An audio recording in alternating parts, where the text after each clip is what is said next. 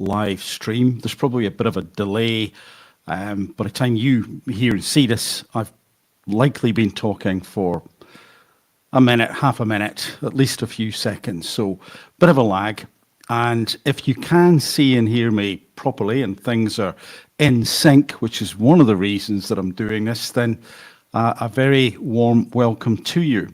What I wanted to talk about this evening was this thing that you'll see on the screen there, psychological safety, leadership and change. And I particularly wanted to focus on psychological safety in the sense that I think that it's very important for all of us to be aware of this little model. It's in my opinion, it's a very nice, it's a very intuitive framework to consider actually many environments. And I know on the slide it says leadership and change, and that's because I've talked about this in more detail with a few more slides to different groups about leadership. But as you may or may not be aware from this channel, I'm talking about self-leadership and leadership in different situations where maybe we need to step up to the plate and be that particular leader. So it's not necessarily about a business or organization. It's not necessarily about positional leadership, but it could be. It could also be something that you might want to bear in mind when you consider an environment in the community or, of course, at work. Could be also connected to sport. It has many applications. So you'll see here that it says, psychological safety, a belief that one will not be punished or humiliated for speaking up with ideas, questions, concerns, or mistakes, and that the team is safe for interpersonal risk-taking. And I highlight that last part, that the team itself is safe for interpersonal risk-taking, meaning essentially that you can bring you to that team, to that work environment, to that community, to that group. You don't have to worry about coming up with an idea that maybe part of you thinks, hey, should I say that? I'm going to get ridiculed. No, it will be considered. And if someone thinks, or the group thinks, or the leader thinks, we can't run with that right now, you'll know why. You'll be told. You'll be involved. But I'll cover this in more detail shortly. And what I think is probably useful to do is, well, first of all, is to highlight who wrote that. Amy Edmondson, Professor Amy Edmondson, she came up with this phrase, this concept, this approach called psychological safety, and I'm very much a big fan. Now, theoretically, I should be able to change this slide for you by doing that. I've put this up here, this slide here, because I wanted to highlight that I'm not the only person who's thought that psychological safety could be enhanced, could be created, could be maintained, could even be monitored if we use something called the SCARF model. So a psychological safety I'm going to talk about, but I'm going to focus on this SCARF model, and you'll see what it is. And that's what I mean when I talk about this idea of psychological safety being intuitive and being accessible. I think that overall about psychological safety, but when you add in this SCARF model, this framework, this well, you'll see this acronym essentially. I think it really makes it come to life. So that's just a note of an article which linked psychological safety and SCARF, which I also did, and I wondered if I was the only one, but no, surprise, surprise. Other people have seen that connection. So what is the SCARF model? Well, first of all, it's by Dr. David Rock, and it is something that is extremely well researched, and Dr. David Rock has looked at the neuroscience behind a lot of what he explores in this model. Now, I'm not going to go into it in the same detail that he would do, and if he did talk about it, he would probably also spend a lot longer. And I could spend a lot longer on this, but partly I want to test out the how effective using slides is, and how the sound and vision is on this channel. So what you'll see from the SCARF model is that it is composed of status, certainty, autonomy, relatedness, and fairness. And again, to reiterate, I think psychological safety is a lovely concept. It's intuitive, it's instinctive. When you load in this SCARF model and use it to look at psychological safety and what I would consider to be its component parts, again, other people may argue with that, but I think these are its component parts, or at least a lot of them. Then, as I've suggested, this model you can use to monitor, to create, to maintain, to spot any problems as you go along. You can do that from other writings on psychological safety because, again, it is pretty well defined. But for me, it comes alive with the SCARF model, personal preference. So let's begin then. Here. Now, you'll notice that it says many social threats and rewards have the same effect as physical threats and rewards. We've probably all felt that, right? We've probably all felt this idea of being shunned, like the Amish, or is it Amish? And shunning is effective because it takes us away from the tribe. It exposes us to the environment. It's quite scary. There's kind of a primal feel to that.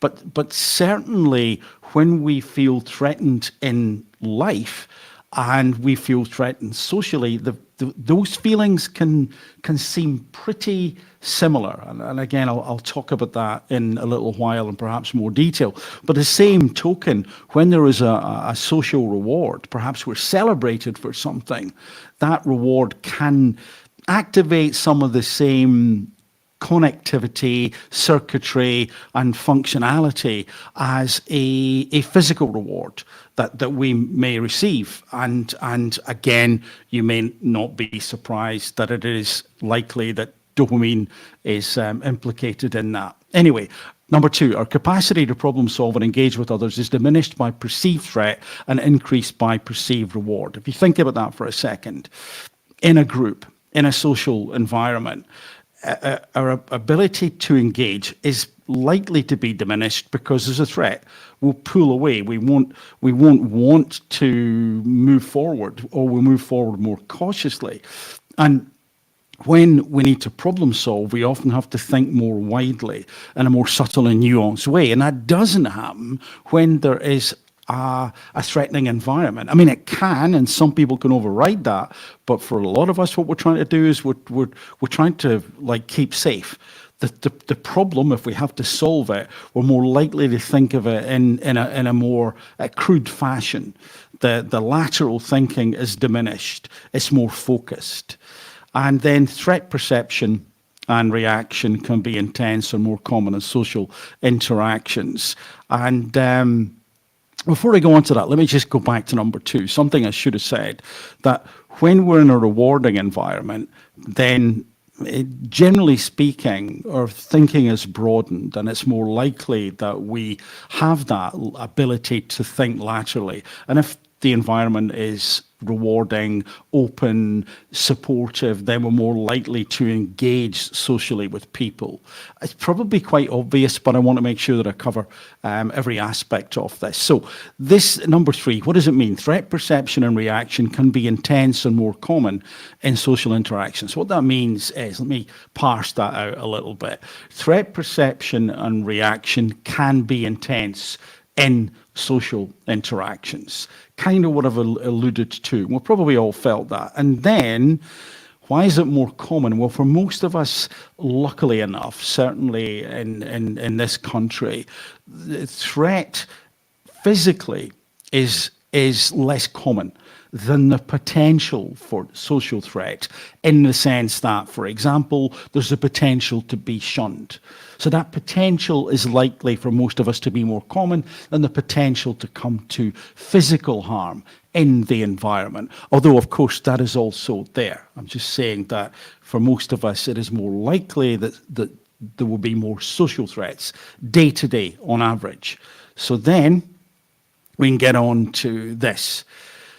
The first part of the SCARF model, status. Do I have the perception that my contribution is valued? Am I appreciated? And status is very important for all of us. This doesn't necessarily mean being at the top of the tree. It doesn't necessarily mean being the chief exec. What it means is that we feel in the tribe our skill set is being used and it is valued and somebody appreciates us. So if you think about an environment, whether it's a team, community, business, wherever, and somebody doesn't take the time to say, thanks a lot, I really appreciate that. That's sometimes all it takes. If that doesn't happen, then you can begin to feel undervalued, that you have no status, you have no role in a tribe, or at least that role that you have in that tribe, in that team, is not appreciated. And that can cause us social pain. It can make us feel rejected. It can make us feel that we're not in that particular group. Very often it's easy to form in-groups and out-groups with cliques, etc. And so that would also be an example where different elements of psychological safety could be impacted, and in terms of the SCARF model, they could all be impacted, as you might see as we go along, by a clique or in-group and out-group, but certainly status can. But the big one is, do I feel appreciated or not? Then we have certainty, C in the SCARF model. Can I predict what happens next? Certainty is more important than novelty. I'll explain what that means in a moment. So can I predict what happens next? Now, most of us get bored. And some of us get more bored than others if things are too routine. So maybe you like to stamp that and put that over there and do this, and every day is exactly the same. Some people love that. Personally, I don't. And I suspect that most people don't. We're all different, of course. And it's not to say that we don't like things that are certain, because I'm about to come on to that, but we do like some novelty. However, imagine it is a time of change. And change means that the moving parts in any business or organization or community or team, well, they're more random than they were. Because the moving parts, if we're used to them, and things are similar, we can predict how they will move. We can even predict how they will move when some perturbations come in from the outside and it causes some sort of ripple. We know how things will settle down. When things are more unpredictable, particularly, for example, in times of change, then what can happen is that there's too much novelty. There are too many moving parts that are unpredictable. And in those moments, we need something to hang on to. We need certainty. So once more, everyone is different, but that's why it says certainty is often more important than novelty. It's not that novelty isn't important, it's important to me, but there are certain things that I need to be certain of, that I need to hold on to know that will be constants. And if you're in an environment where too many things are happening that are random, and you can't predict, that can be hugely stressful. Again, some people are better at dealing with that than others, but it's worth looking out for. This could also be in your life as well. What things can you make certain? That's often why a routine is useful if you have chaos around you. And then we have autonomy, the A in the SCARF model. Do I have a say? Do I have a choice? And there are so many studies which show that a sense of autonomy, again with everyone being different, is very important for all of us. Some studies in the past have showed that in care homes, if you say to someone, oh, do you want to put your left arm in this jacket first or the right arm? Which one works for you? Then even just given that amount of choice, autonomy of having a say can boost the immune system, can boost mood.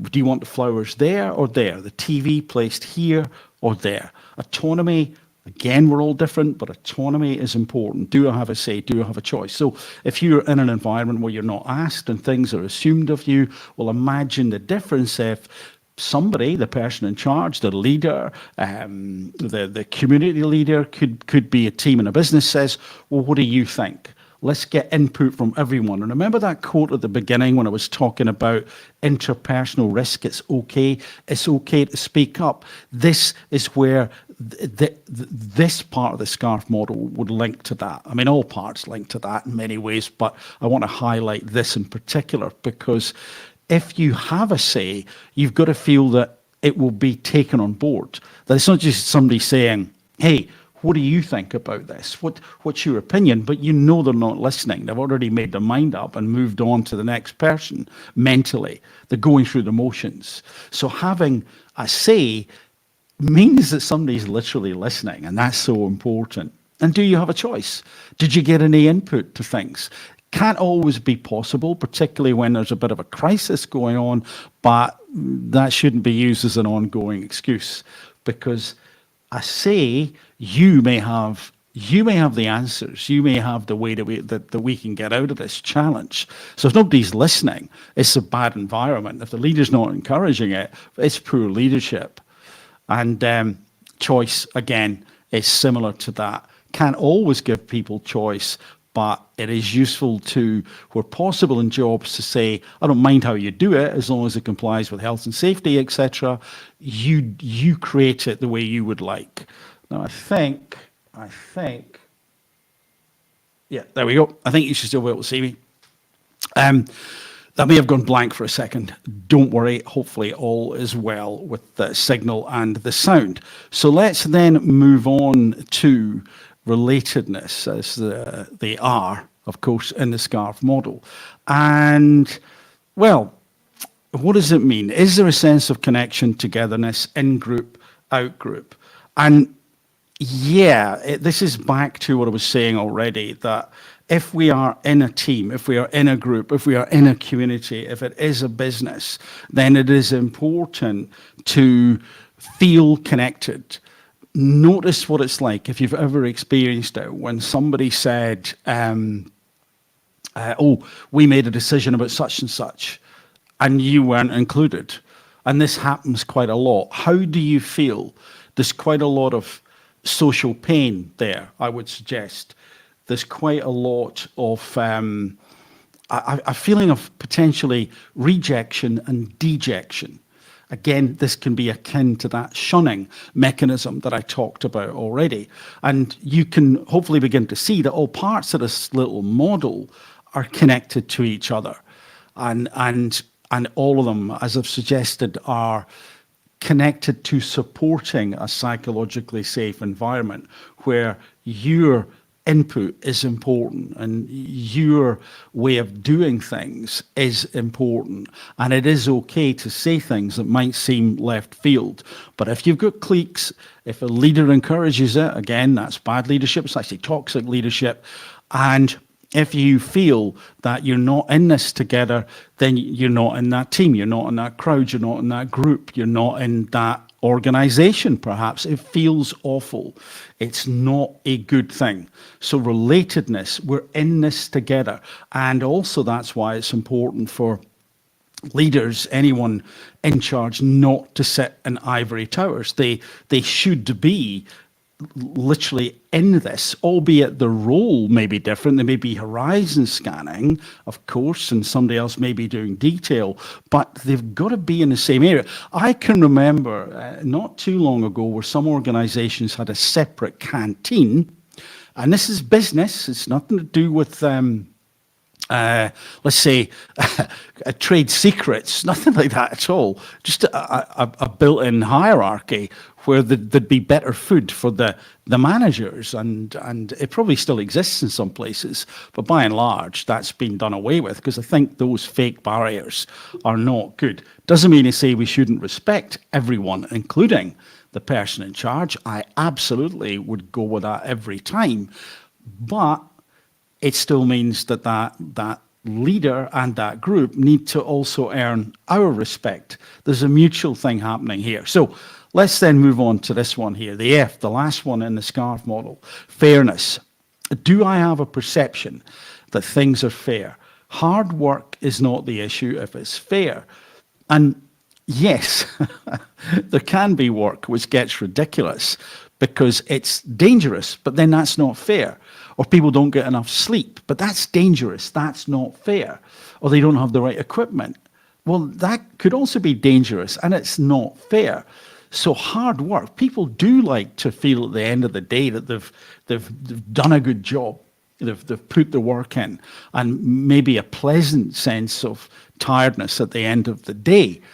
And although it's hard, and although they put a lot in, well, if we have these other things in place, like we're related, we're connected, you have a say in things, you feel appreciated, then again, that can help add to the fairness, can it not? As I've suggested, all these parts of the SCARF model are connected. And then I wanted to add in that I think it's the anterior insula. I think I've got that right. The anterior insula is it's activated when we experience disgust.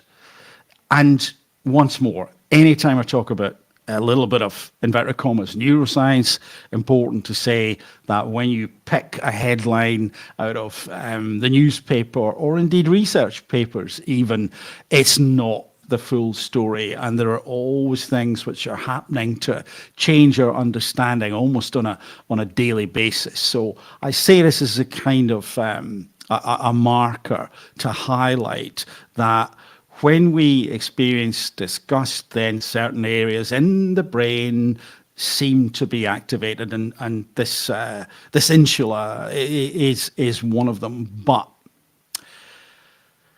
that's what unfairness does. And so the idea is that, again, it would seem, according to some research, that area that's lit up when we experience disgust is also active when we experience things that are unfair.